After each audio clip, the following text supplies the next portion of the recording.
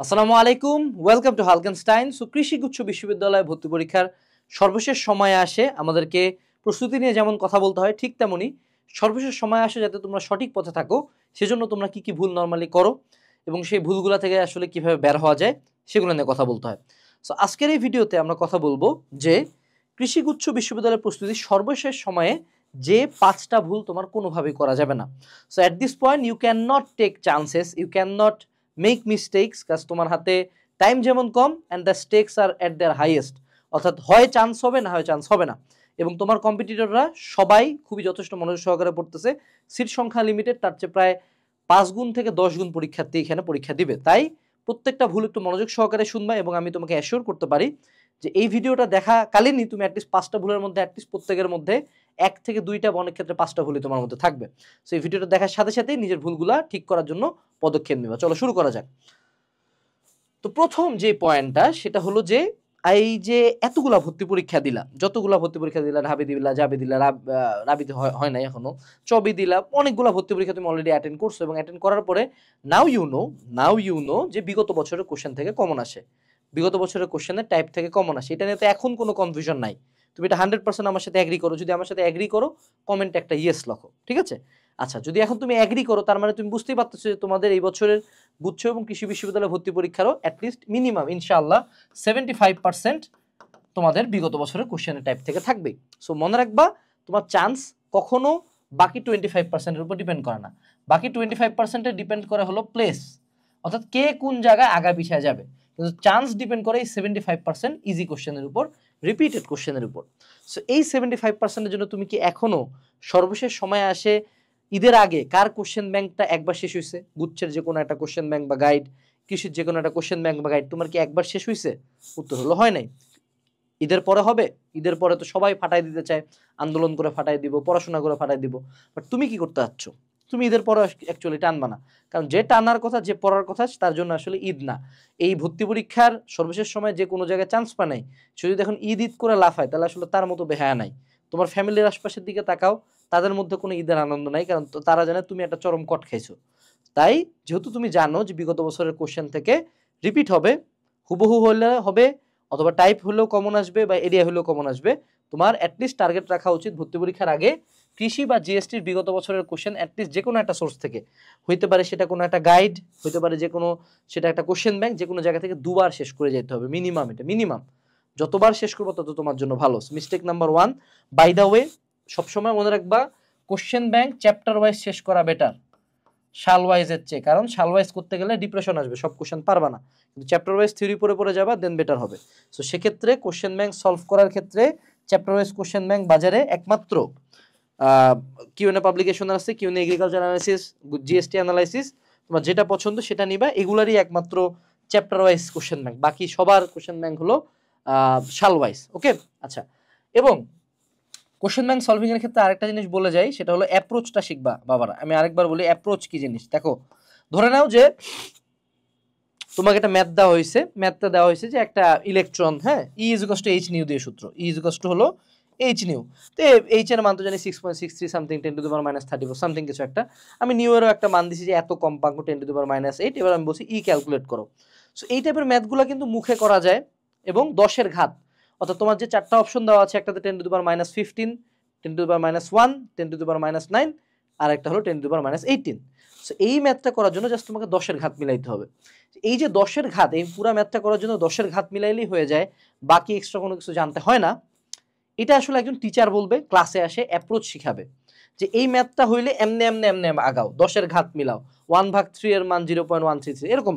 এই যে এক্স্যাক্ট যে অ্যাপ্রোচটা, একটা কোশ্চেন কিরকম হইলে কিভাবে আগানো উচিত, এটার জন্য পারলে শুধুমাত্র কোশ্চেন ব্যাংক সলভিং ক্লাস করবা, শুধুমাত্র অনলি কোশ্চেন ব্যাংক সলভিং। এই মোমেন্টে থিওরি ক্লাস করার দরকার নাই, কারণ you know too well man, তুমি অলরেডি অনেক ভালো জানো। সো কোশ্চেন ব্যাংক সলভিং এর জন্য অ্যাজ অলওয়েজ তুমি দেখতেই পাচ্ছ এগ্রি জিএসটি কোর্স। ভাইয়া আপনার প্রমোশন ছাড়া ভিডিও কবে পাবো? কোনোদিন পাবা না, কারণ আমাকে আমার প্রোডাক্ট বেঁচে খাইতে হয় এবং আমার প্রোডাক্ট ভালো। So agri GST question bank solving এর 32টা ক্লাস তুমি বসে বসে করতে পারো ডেসক্রিপশন বক্স থেকে। দ্বিতীয় যে পয়েন্টটা, স্টার্টিং অ্যাগেইন ফ্রম স্টার্ট, এটা হলো দ্বিতীয় ভুল। দেখো তুমি যদি এখন চিন্তা করো, মানে মানুষের একটা খুব কমন নেচার কি, যে এখন 9টা 5 বাজছে, 9টার থেকে পড়ার দরকার কি, আর 9:30টায় পড়ি, 9:30 থেকে 9:35 বাজছে, তাহলে আমি এক কাজ করি, আমি 10টা থেকে শুরু করি। সো এই যে একটা এন্ডলেস সাইকেল, যে আমাদের একটা পারফেকশনিস্ট হইতে হয়, এবং তোমরা অনেকে এগ্রি জিএসটি একদম জিরো থেকে স্টার্ট করছো। তোমার ভাইয়া ক্লাস শুরু করে ম্যাট্রিক্স কাকে বলে দিয়ে, দেন ম্যাট্রিক্সের প্রকারভেদে যায়, দেন ডট গুণ শিখায়, দেন ম্যাট্রিক্সের যোগ বিয়োগ শিখায়, দেন আসে বিপরীত ম্যাট্রিক্স শিখায়, দেন একটু ব্যতিক্রমী ম্যাট্রিক্সের 1-2টা ক্লাস করায়, ম্যাথ করায়। এই পুরা বর্ণনাটা জুড়ে তোমার শুধুমাত্র বিপরীত ম্যাট্রিক্স আর ব্যতিক্রমী ম্যাট্রিক্স জানলেই শেষ ছিল। সো এই যে তুমি এক্সট্রা টাইমটা দিলা, তুমি তো এখন বুড়া গাথা, অনেক দিন ধরে পড়তেছো। তো তোমার কি মনে হয় এই এনার্জিটা তোমার মাইন্ড অন্য জায়গায় ইউজ করলে বেটার হইতো না? তুমি তো বুঝো। সো জাস্ট হিউম্যান নেচারের মতো আবার 10টা থেকে শুরু করবা, একদম জিরো থেকে স্টার্ট করে I will be the number 1 student, এইবারই হব, এটা আসলে হয় না। Things don't work that way man. আমি বলবো যা পড়ছো এতদিন, তুমি মেডিকেল কোচিং করে থাকো, ভার্সিটি কোচিং করে থাকো, ইউ নো টু ওয়েল, এবং এই মোমেন্টে তোমার নতুন করে টানার ইচ্ছা নেই। সর্বোচ্চ নতুন করে যদি পড়া শুরু করো 4 দিন পড়তে পারবা, 5ম দিনে পড়ার ইচ্ছা থাকবে না, লিখে দিলাম, গ্যারান্টিড। অথবা 1 সপ্তাহ টানবা সর্বোচ্চ, যদি তোমার জেদ থাকে। তো এই জন্য নতুন কোনো কিছুর দিকে না যায়, প্রিভিয়াস যেগুলা পড়ছো সেগুলাই দেখো, প্রিভিয়াস যা পড়া তাই দেখো, ওগুলার মধ্যেই থাকো, কিন্তু নতুন করে সর্বোচ্চ কোশ্চেন ব্যাংক সলভিং করতে পারো। নতুন করে কোনো থিওরি ক্লাস, বড় ক্লাস, এগুলোর দিকে যাও না। আমি বারবার বলতেছি, তুমি যদি কোথাও ভর্তি হয়েও থাকো, লিভ ইট, কোনো লাইফের দরকার নাই। আমি জানি না যে যে একই স্টুডেন্ট তোমরা কত জায়গায় লাইভ করছো না, তাও আবার কেন লাইভে ভর্তি হবে, অবাক লাগে। আমি আসলে তোমাদেরকে বারবার সেম কথা বলতে বলতে টায়ার্ড। এরপরে দেখো, রিডিং ওল্ড থিংস অ্যাগেন। আপনি ভাইয়া বললেন পুরাতন পড়া পড়তে, আবার বলতেছেন নতুন করে আপনি ভাইয়া বলতেছেন যে নতুন করে স্টার্ট না করতে, তার মানে কি আমি পুরাতন পড়া পড়তে নিষেধ করতেছি? তার মানে অ্যানালজি ঠিক আছে। তো আমি বলতেছি যে reading old things again and again. আমি তোমাকে একটা জিনিস বুঝাই, থিমটা বুঝাই। ধরো তোমার 2টা কাপড় আছে ঈদের, হ্যাঁ, ঈদের মধ্যে 2টা কাপড় আছে। সো একটা পুরাতন কাপড় আছে, যেটা তোমার পড়তে খুব ভালো লাগে, খুব পছন্দের কাপড় এটা তোমার, এবং তোমার মা একদম চকচকা নতুন একটা পাঞ্জাবি কিনে নিয়ে আসছে ইল্লিনের, হ্যাঁ। তো এখন তুমি কোনটা পড়তে বেশি স্বাচ্ছন্দ্য করবা? যদি আমি তোমাকে বলি, শোনো আমার সাথে তোমার একটা ভিডিও করতে হবে, তো তুমি কোন ড্রেসটা পরে আসবা? তোমার প্রিয় কাপড়টা পরে আসবা, নাকি তোমার নতুন পাঞ্জাবিটা পরে আসবা? খুব স্বাভাবিকভাবে নতুন পাঞ্জাবিটা। ধরো তোমাকে 2টা বই দেওয়া হইলো, হ্যাঁ, উদাহরণস্বরূপ এই যে যেমন ধরো এই যে তোমার হাসান স্যারের বই, বাবারে বাবা, এই বই দেখলে এখন মনে করো বিরক্ত লাগতেছে না যে আরে আল্লাহ, এই হাতির বাচ্চারা আবার পড়তে লাগবে, হ্যাঁ, মনে করো ধেজিয়া উড়ে গেছে বইটা, হ্যাঁ, তোমার বইয়ের অবস্থা আরো খারাপ হবে অবভিয়াসলি। তো এই বইটা পড়তে চাবা, নাকি একদম নতুন করে ফ্রেশ আরেকটা বায়োলজি বই পড়তে চাও, একদম চকচকা নতুন ফ্রেশ একটা বায়োলজি বই, ঠিক আছে, এবং আরো কম্প্যাক্ট, 2টা পেপার মিলে এইটুকু। সো খুব হিউম্যান সাইকোলজি খুবই সিম্পল, তোমাকে তোমার ব্রেন কিভাবে চিন্তা করা বুঝতে হবে। সো তোমার ব্রেন চাবে যে তুমি নতুন কিছু স্টার্ট করো, নতুন কিছু পড়ো, যেটা এতদিন যে বই, যেই খাতা, যে নোট পড়তেছিলা এত বড় বড়, সেগুলো আসলে তোমার ব্রেন পড়তে চাবে না। আজমল স্যারের বই দেখলে বিরক্ত লাগা শুরু হবে যে এই জিনিস পড়তেছি বিগত 2.5 বছর যাবত, আবার পড়বো। তো সেক্ষেত্রে পার্সোনাল সাজেশন হলো যে নতুন কোনো একটা সোর্স কিনা, ওই নতুন জামাটা কিনা, নতুন বইটা কিনা। নতুন বই কিনে কিন্তু খুব পড়তে ইচ্ছা করে যে একটু পড়ি, ঠেকায় পড়ে হইলেও পড়ি। সেই জন্য তুমি যেটাই হোক না কেন, তুমি নতুন কোনো একটা সোর্স থেকে পড়ার চেষ্টা করো। আমার পাবলিকেশনের অ্যানালাইসিস সিরিজ হোক না কেন, বা অন্য পাবলিকেশনের হোক না কেন, নতুন একটা বই কিনো। তুমি দেখবা নতুন ফ্রেশ বই কিনলে দাগাইতে ইচ্ছা করে, পড়তে ইচ্ছা করে। এই লাস্ট মোমেন্টে আসে পড়াশোনা করাটাই টাফ, এটাই একটা চ্যালেঞ্জ। সেই চ্যালেঞ্জটাকে একটু ইজিয়ার করার জন্য বেশি না, 500 1000 টাকা ইনভেস্ট করতে হবে 2টা বইয়ের পিছনে, হয়তো সর্বোচ্চ 500 টাকা। 500 টাকা কারো বইয়ের দাম না। So you have to invest. Okay, এটা একটা প্রো টিপ দিলাম। 4 number, just reading no practice. দেখো এই যে তোমাদের মধ্যে একদল না, অ্যাটলিস্ট 90% মানুষজনই হয়তো বা ঢাবিতে পরীক্ষা দিছো, পরীক্ষা দিয়ে অলরেডি এখন রেজাল্টও আসে না, তাও তুমি জানো তুমি চান্স পাবা না, কোনোভাবেই পাওয়া সম্ভব না তোমার পক্ষে। এবং তুমি এটাও অ্যাগ্রি করো যে ঢাবি পরীক্ষা আসলে একমাত্র হয়তোবা ফিজিক্সটা একটু ক্যারা ছিল, বাকিগুলা কিন্তু তোমার পারার মতো ছিল। কিন্তু কেন পারো নাই? প্র্যাকটিসের অভাব ছিল, টাইমের একটু কম অভাব বোধ করছো। রাবিতে যখন পরীক্ষা দিবা, বা চবিতে বা জাবিতে যারা দিছো, টাইম কিন্তু খুব একটা মিলাইতে পারো না। এটা রিজন একটাই, সেটা হলো তোমরা শুধু পড়ছো, বিভিন্ন টিচারের কাছ থেকে জ্ঞান নিয়েই গেছো যে একটা ক্রিকেট ব্যাট এমনে ধরতে হয়, এইভাবে সুইং করতে হয়, এইভাবে রাখতে হয়, ঠিক আছে, পুরা একদম কুংফু, যে কুংফুতে এরকম করতে হয়, ওরকম করতে হয়। তারপর একজন মারামারি করতে হচ্ছে, একটা থাপড় দিয়ে পড়ে গেছো তুমি। এটা রিজনটা কি? যে তুমি এক্সিকিউশনে কখনো যাও না, তুমি জাস্ট পড়তে চাও, অনেক পড়বো, অনেক জানবো, কিন্তু তুমি কখনো এক্সাম হলের ওই প্রেশারটাতে তোমার ব্রেন কাজ করে না। খুব সিম্পল মিস্টেক করো, জানা কোশ্চেন ভুল করে আসো। আমি জানি তোমার সাথে এগুলো রিলেট হচ্ছে, তো জানা কোশ্চেন ভুল করতেছো, মিলাইতে পারতেছো না, ক্যালকুলেশন মিস্টেক করছো, পরীক্ষার হলে প্যানিক করে ফেলো, রিজন কি? তুমি পরীক্ষা দেওই না। সো আজকে থেকে একটা পণ করো যে কৃষি গুচ্ছর পরীক্ষার আগের দিন পর্যন্ত, ধরো একটা বই শেষ হয়েছে, একটা কোর্সের এক্সাম শেষ হয়েছে, যেমন এক্সাম আছে এখানে তোর 100 এক্সাম আছে না, 100 এক্সাম 3 দিনে দিয়ে ফেলো, সারাদিন এক্সাম দাও, বসে আছো যখন তোমার তখন পড়তে ভালো লাগতেছে না, 3 দিন ধরে 100 এক্সাম দাও, তবে আরেকটা এক্সাম ব্যাচ খুঁজো, ওখানে বসে আবার এক্সাম দাও, এরকম সিরিয়ালি যত জায়গায় পারো কোশ্চেন সলভ করতে থাকো। একটা পর্যায়ে এই কোশ্চেনগুলো ইজি লাগা শুরু হবে, এবং এই কোশ্চেন যখন জানা কোশ্চেন, আগে সলভ করা কোশ্চেন পরীক্ষার হলে দেখবা কনফিডেন্টলি ঠাক করে মারবা, ক্যালকুলেশন মিস্টেক হবে না। তো তোমরা কি করো, তোমরা শুধু থিওরি পড়ো। এখন দেখো দুইটা সিনারিও তোমাকে বুঝাই।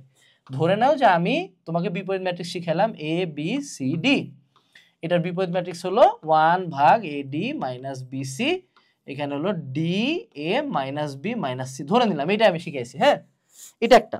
কিন্তু তুমি আমার কাছে থিওরিটা শিখার পরে তুমি ঢাবির একটা কোশ্চেন সলভ করছো, যেখানে এটা ছিল sine theta cos theta minus cos theta sine theta. এই যে যখন তুমি এই ম্যাট্রিক্সটা করছো, এই এক্সাক্ট ম্যাট্রিক্সটা তোমার পরীক্ষার হলে তুলে দিছে, খালি কসের মাইনাস কস থিটার জায়গায় দিয়েছে প্লাস থিটা, আর এই কস থিটার জায়গায় দিয়েছে মাইনাস কস থিটা। সেম কোশ্চেনই কিন্তু করছে। তো এই যখন তুমি এই কোশ্চেনটা দেখতে পাবা পরীক্ষার হলে, তুমি ওইটুকু জানার পরে এই কোশ্চেনটা দেখলে খুশি হবে নাকি এই কোশ্চেনটা ডিরেক্ট সলভ করে গেছি কিন্তু এই টাইপের একটা কোশ্চেন আসে, এটা দেখলে বেশি কনফিডেন্ট হবে? Obviously in the second case. So এই জন্য বলা হয় যে কোশ্চেন সলভ করতে। তোমরা পরীক্ষার হলে কেন পারো না? পরীক্ষা দিতেই চাও না তো বাবা। কেন তোমার মনে হয় যে না তুমি সারাদিন পড়াশোনা করে ক্লাস করে গেলে পরীক্ষার হলে কিভাবে পারবা? তুমি সাঁতার কাটতে, সাঁতার কাটার উপর যত ক্লাস করো তোমাকে তো পানিতে আগে নামতে হবে। পানিতে নামো, প্র্যাকটিস করো। 5 number point, not pushing your limits. Last মোমেন্টে আসে এটাই বলি। দেখো আমি এই কৃষি সেক্টর, এগ্রিকালচার সেক্টরে অনেক মানুষজন আছে, কিছু কিছু প্ল্যাটফর্ম আছে শুধু এইটাই বেঁচে খায়, ওর ব্যবসা ধান্দাই এটা দিয়ে চলে, ঠিক আছে? তো এরা আসলে কৃষি গুচ্ছে কিনা অনেক লাফালাফি করবে, অনেক প্রকার প্রত্যেকটা পয়েন্ট পয়েন্ট নিয়ে ভিডিও বানাবে, আমিও বানাচ্ছি, আমার এই বছর বিজনেস করতে হবে। কিন্তু একটা খুব সিম্পল জিনিস মনে রাখবা, কৃষি গুচ্ছতে তারাই চান্স পাবে যারা এই লাস্ট সময় পুশ করতে পারবে।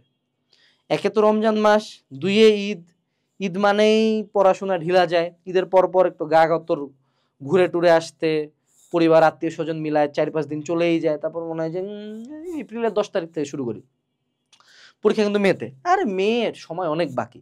সো লাস্টের দিকে আসলে চাইলেও টানা যায় না, আর অলরেডি সব জায়গায় মারা খাইছো, আরও টানতে পারবা না, এর মধ্যে আবার ঢাবি রেজাল্ট দিতে পারে, আবার মারা খাবা। তো এই যে কন্টিনিউয়াস যখন ধাক্কাগুলা খাবা, ধাক্কাগুলা খাওয়ার পরে খুব স্বাভাবিকভাবে পুশ করতে ইচ্ছে হবে না। কিন্তু খুব সিম্পলি চিন্তা করবা, তুমি পুশ না করলে অন্য কেউ করতেছে, অন্য কেউ ঈদে একটা কাপড়ও কিনবে না, অন্য এমন মানুষজন আছে যারা ঈদের দিন পরবে, ঠিক আছে? এটা রিয়ালিটি। অন্য একজন মানুষ আছে যাকে কন্টিনিউয়াসলি বাপ মা এত অপমান করছে যে ও পুরা সব ইমোশন বাদ দিয়ে পুরো সাইকো হয়ে গেছে, পড়তেই আছে। সো ওই মানুষগুলো লিমিটটা পুশ করবে, ওই মানুষগুলো চান্স পাবে। এই যে এত ক্যারফা টেকনিক হ্যানতেন এগুলা কিচ্ছু না, এগুলো সব বোগাস। এগুলা সর্বোচ্চ তোমাকে ধরো, তোমার যদি টোটাল এফোর্ট 100 হয়, সকল কোর্স, সকল বই, সকল টিচার হলো 10, তুমি নিজে টেবিলে কতক্ষণ বসে পড়তেছো, কি পড়তেছো, দ্যাট ম্যাটার্স দ্য মোস্ট, এটা হলো 90। সো লাস্টের দিকে দরকার টেবিলে, আমি অলওয়েজ একটা কথা বলি, এটা আমি নিজে করি, পড়তে পড়তে খুব খারাপ লাগছে, টেবিলে একটু কানলা, কিছুক্ষণ চোখ মুখ মুছলা, পানি দিলা, আবার আসে বসলা। That is the determination you need. যে এই লেভেলের একটা অবসেশন যদি থাকে তাহলে সিট হবে। তুমি করবা না, অন্য কেউ করবে। তুমি এসি রুমে বসে করতেছো না, ওইদিকে রিক্সাওয়ালার একজন মেয়ে বা ছেলে একটা টিনের ঘরে হয়তো বা একবেলা খাবার খায়, সেম এফোর্টটা না, তার চেয়ে 10 গুণ বেশি এফোর্ট দিচ্ছে। সো সে সিটটা পাবে, উপর আল্লাহ তাকে সিটটা দিবে। সো লাস্ট মোমেন্টে আসে পুশ ইউর সেলফ। তোমার লিমিট, তোমার 100%, তোমার কল্পনার চেয়েও বাইরে। QnA agriculture analysis, QnA GST analysis বইগুলো অর্ডার করার লিঙ্ক ডিসক্রিপশন বক্সে আছে, এবং আমাদের এগ্রি জিএসটি লাস্ট ওয়ার কোর্সের এনরোল লিঙ্কও ভিডিও ডিসক্রিপশন বক্সে দেওয়া আছে। দ্য চয়েস ইজ ইয়োর্স, তুমি সর্বশেষ পাবলিকে সিটটা চাও কিনা। আসসালামু আলাইকুম, টাটা।